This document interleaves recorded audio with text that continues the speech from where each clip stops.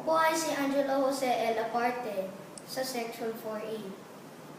Ang aming proyekto ay tungkol sa recycling.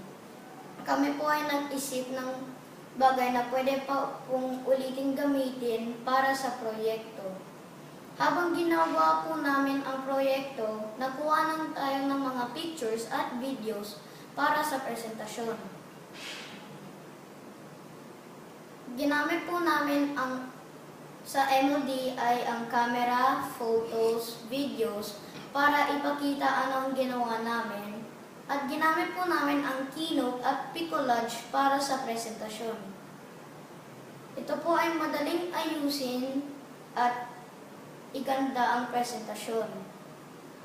Kung nagkamali, pwede itong ayusin at hindi kailangan magsign ng mga papel at iba pang materyales. Ito po ang pictures sa proyekto namin. I-open nyo ang app na Photos. Tapos, i-click nyo ang mga pictures para makita nyo ano ang ginawa namin. Tapos, i-click nyo ang play button para makita nyo.